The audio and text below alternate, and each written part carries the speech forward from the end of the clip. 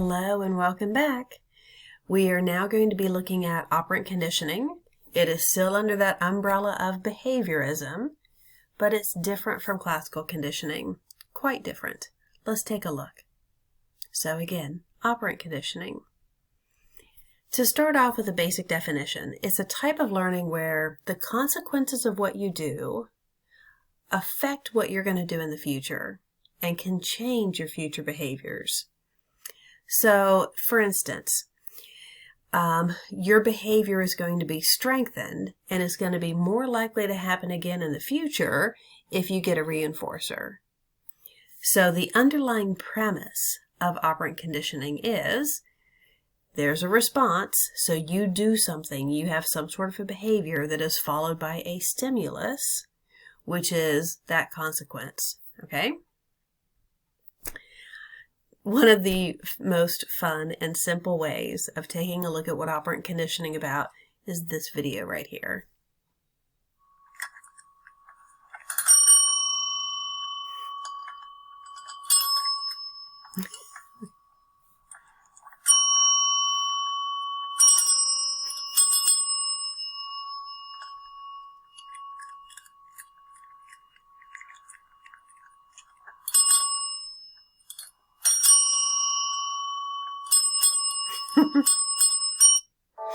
So, what is, let me go back one slide, boo, and back another. So, a form of learning where the consequences of behavior influence the future behavior. So, what's the consequence of the cat's behavior? They get a treat, right? And it influences their future behavior. And what is the behavior? Ding, ding, ringing the bell. Okay, so that behavior, ding, ding, they ring the bell, and they get a stimulus, which is the treat. It increases the likelihood that they're going to ring that bell. So let's move forward. Although, yes, I'd love to watch those cats again. So B.F. Skinner is the name that we need to know in association with operant conditioning. He is a really incredible man. So he is considered to be a pioneer in behaviorism. And the reason he got this title pioneer is because he was such a great inventor and had such a creative mind. And he really advocated the use of behaviorism in all aspects of life, parenting, teaching, and so on. He is known for inventing what we call the Skinner box, and we still use it today. Right here's a picture of one. Skinner boxes are used to measure and create operant conditioning learning situations. They are not at all punishing or hurtful to the animals. They are only to provide reinforcements, and he is very well respected in the field. All right, so here's just a little bit of a historical glimpse at Skinner to put you in the frame of mind of the time period in which he was working. Harvard psychologist B.F. Skinner seeks nothing less than the engineering of human nature. In experiments with subjects as simple as pigeons, Skinner declares that with the right social engineering, we can create a new breed of human being. Skinner is firmly in the behaviorist tradition pioneered by John Watson in the 1920s. Like Watson, Skinner contends that with the right tools, we can predict and control behavior. Skinner really inherited the mantle from Watson of behaviorism in this country. But it's kind of interesting to think about how there's a subtle difference in the way they went about it. Watson, as we know, ended up becoming an advertising executive, ended up embracing the American value system as it existed. Skinner was different. Skinner was a visionary. Skinner felt that through behaviorism, he could influence the world towards a greater humanity. Not meet humanity where it was, but take humanity to a new place through the principles of behaviorism. Picking up where Watson left off, Skinner wants to do the rigorous science to prove that environment is everything. Change the environment, he argues, and you can change the individual. Or in Skinner's case, the pigeon. Yes, recall one of those behaviorist assumptions is that animals learn in similar ways to people. Skinner did a lot of work with pigeons. All right, so one of the big terms we need to know in operant conditioning is reinforcement. And in fact, part 1 of operant conditioning is just going to focus on reinforcement. Then we'll talk about punishment separately. So reinforcement is any favorable consequence that increases your behavior. Now, I am reinforcing this word any. Well, let me say that again. I'm emphasizing the word any because what's reinforcing for me may not be reinforcing for you. So whatever it is that causes your behavior to increase is considered to be a reinforcer. That could be good grades, it could be candy, it could be money, it could be this cat that is crawling on my lap. But any of that would be a reinforcer. All right, so there are different types of reinforcers, and we call these positive and negative. Now, I'd like to point out, when we hear the words positive and negative, we tend to think good and bad. Do not think that here, or you will be mistaken. Instead of thinking good and bad, I want you to think addition and subtraction, okay? And do know that both types of reinforcement, whether it's positive or negative, lead to an increase in behavior.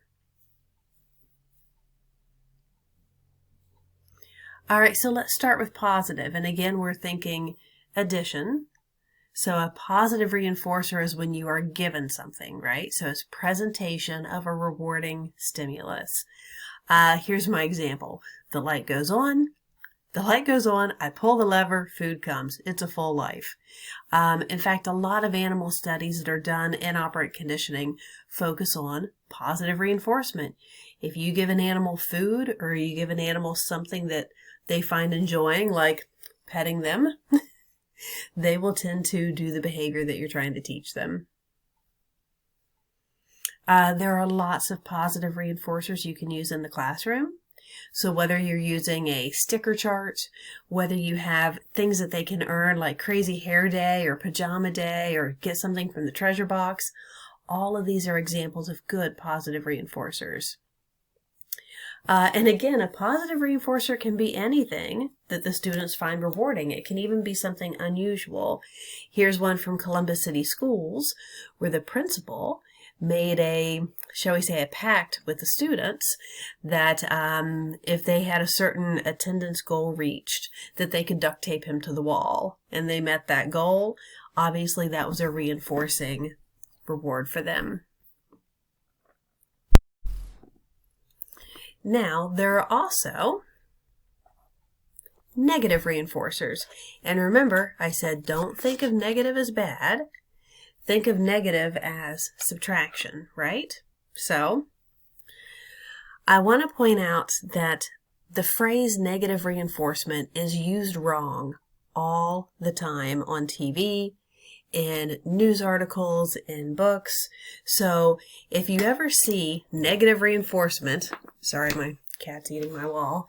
If you ever see the word negative reinforcement being used to infer that it's punishing, that is wrong.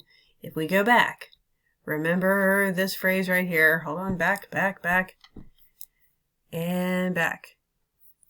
All types of reinforcement lead to an increase in behavior. All types are seen as good, even negative reinforcers. So, again, what is that negative reinforcer? Removing an unpleasant stimulus. Because if a negative reinforcer is subtracting something, the only way I can take something from you, but have that be in some way rewarding to you, is if what I'm taking is unpleasant, if it's something that you don't want to have in the first place. So, back to what I was saying about the phrase negative reinforcement being used incorrectly. These just kind of struck me as funny. That idea, negative reinforcement, it does not mean what you think it means. So it is not a punishment. And this I just thought was kind of funny. Every time you confuse negative reinforcement with punishment, a unicorn dies. All right, so what can teachers use as negative reinforcement? What can I take away from a student that they are going to find rewarding? What's an unpleasant stimulus I can remove from them? Well, perhaps you thought of things like a homework pass. Perhaps they get to miss a quiz. Now you might wonder what this picture is here. So this is last year when my daughter attended a private school where they wore uniforms. One of the really big and hard to attain rewards they could get was a dress down day where they could wear whatever they wanted. Those things are seen as negative reinforcement because it's removing an unpleasant stimulus, such as homework, such as wearing a uniform. I do want to point out that educational psychologists are not a huge fan of negative reinforcers in the classroom. It's a double-edged sword because they work, but they send a message to the students that those things are stimuli that should be avoided. So think about it. If we go back, in this instance, yes, my daughter loved earning that dress down day, but it's reinforcing the idea that a uniform is not enjoyable. A homework pass, students love those as well, but is also reinforcing the fact that homework should be avoided, or you should want to avoid it.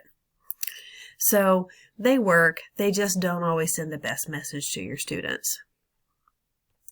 Let's look at some educational applications of reinforcers. And by this I mean some examples of types of ones you can use in the classroom. So we have concrete reinforcers. A concrete reinforcer means, think about Piaget. When he said concrete, he meant something tangible, something you can touch. So a tangible object, a trophy, a sticker, a toy, a piece of candy, a certificate. There are so many examples of concrete reinforcers you could use. Brag tags have become a big thing. In fact, if you go on Pinterest, you'll find all kinds of examples for brag tags. You might want to use buttons, have a treasure box that students can access. And again, all of these depend upon the age of your students. You could also have an activity reinforcer. So an activity reinforcer is where if they meet some sort of goal or do some sort of behavior that you want, they get to engage in a desired activity. They get to do something that they want to do. Here's one where the students got a pizza party because they all met their reading goal. Here the students get to sit in book boats to read as a reward. So those are fun activities that the students get to engage in. Another one can be a social reinforcer by simply giving praise, kind words, pat on the back, giving them attention. Those sorts of things are great. They're also free. Here's an example from School of Rock where he's really able to turn a student around just by using kind words. Okay, people, pay attention because I do not want to have to fail you. I thought you didn't believe in grades. Of course I believe in grades. I was testing you, and you passed. Good work, Summer. 4.5 gold stars for you. Now listen, you guys, you know what? Normal kids would have been stoked to slack off, but not you guys, because you're not normal. You're special. And because I think you guys have the right attitude, I think it's time we started our new class project. We need backup singers who can sing. You, sing. The sun'll come out. Yes. Tomorrow. Bet your bottom dollar that tomorrow. Stop. You've got it. And I don't even know what it is, but you got it. And that's why you're in the band. You, sing. Amazing grace, how sweet the sound. Let's Stop before I start crying because I've found the missing ingredient. You're in the band. I can sing. You can? Mm-hmm. All right, Summer, belt it. Memory all alone in the moonlight. Stop. Okay, good. That's pretty good. All right. Even my cat didn't like that last one. So you can see he just used his words, and he did also vary his response based upon the output, or based upon the performance of the student. You can also use something called a token economy. So a token economy is where the student goes about earning small tokens of some sort. It could even be something that looks like dollar bills. And then they can, at a later point, cash those in for some sort of larger reward. Token economies are quite interesting. It is a real commitment on the part of the teacher because these are usually long-running reward systems. Do you have any examples of a token economy? Is this something that you have ever participated in? If so, you might want to think about how it was implemented, what types of behaviors receive rewards, what were the rewards. Here you can see that some examples of the cash prizes. So the students could earn these bucks and they could turn them in to get game time, a comfy chair. They could actually get fast food. And here you can see there are lots of examples of things you can get online to help with your token economy. Here's a short video where you're going to see a first grade teacher implement a lot of these strategies that we've just talked about. So in like 1 minute, he's going to incorporate all the ones that we've seen so far.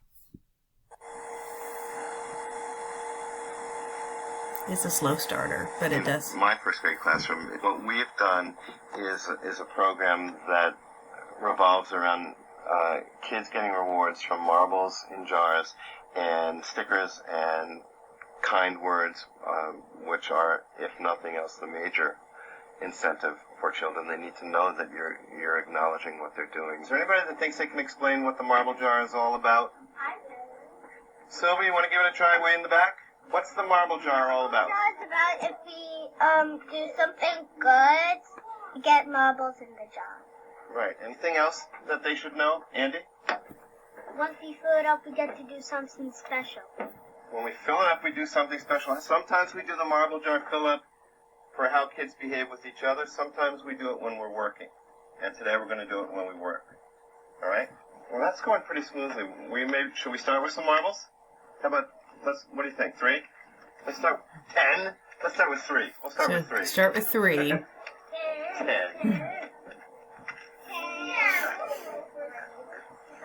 I like to listen to how many she actually Here's the puts first thing in. I want you to do. Look at those letters, arrange them on your trays, and see if you can make a 2-letter word. And then raise your hand when you've made a 2-letter word. You got one? Good. Make it on your tray. Emily? You've got it? Do you remember, Emily, when we first started doing this, it was really hard for you? What made it easier? All right, now it goes on from there, but let me go backwards and just let it sit. So what were some of the reinforcers he used? The marble jar could be considered a type of token economy, but the way he's using it is 1 jar for the entire class, and they earn marbles for what they do. And then did you hear what the reward was? They get to do something of their choice, so an activity reinforcer. He also mentioned giving stickers, and he also mentioned kind words. So those are pretty much all the types we've talked about. Another term that you're going to want to know as an educational application is the idea of using a group contingency. With a group contingency, it's the idea that you're not rewarding just individual students in your class, where some are going to get a reward and some won't, where some have to behave well and others don't. With a group contingency, you only give the reward after the entire group meets some sort of goal you've given them. Now, in the previous video, the marble jar kind of fits that because the whole class is contributing towards the jar. But a true group contingency is usually a bit more formal than that, to where everyone has to get a certain grade on a quiz, everyone has to meet a certain attendance goal, or so on. And the point of it is to make sure that you're not leaving students behind and only consistently rewarding just your top students. It can sometimes build a good class community where other students are trying to help one another and encourage one another. Another term you're going to want to know that does relate to the use of rewards in the classroom is shaping. So we use shaping when the behavior that we're trying to teach is complex and requires multiple steps and takes time to learn. A great example of this is handwriting. We shape students' handwriting over a period of years. So even though this might be similar to your goal, you're not going to see that in a first grader. So you reward what we call their successive approximations And in fact, I think I have that coming up. We reward their baby steps toward that desired goal. So again, you don't expect them to learn it overnight. So when they first make their letters that look somewhat correct and they're the right height and they're using the lines in the correct way, you reinforce those successive approximations and eventually they'll get to the desired goal.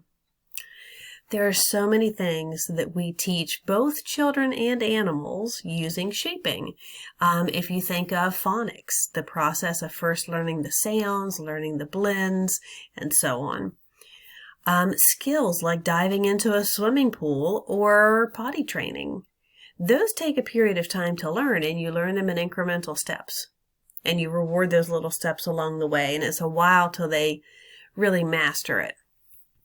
And we do the same thing with dog training as well. For service dogs are a great example of how they use shaping to teach those complex behaviors. All right, so speaking of shaping, here's an odd question for you. How long do you think it would take you to teach a bird to spin in a circle? I'll be honest, I'm not so sure I even could do it, but B.F. Skinner is going to do it in less than a minute. Let's take a look. He develops a system called operant conditioning to prove that a behavior will be repeated by a subject when rewarded. Repetition leads to reinforcement.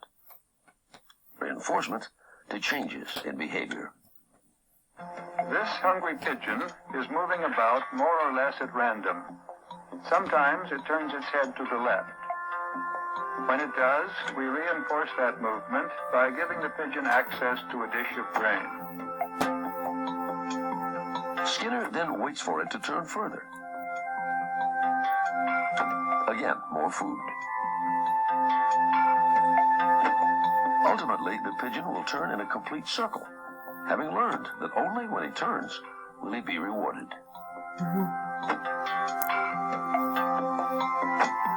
What Skinner was able to do in very carefully controlled studies with animal models was they demonstrate that whole chains of behaviors could be built step by step so that literally you could teach a pigeon do complicated behaviors that no one would have predicted possible.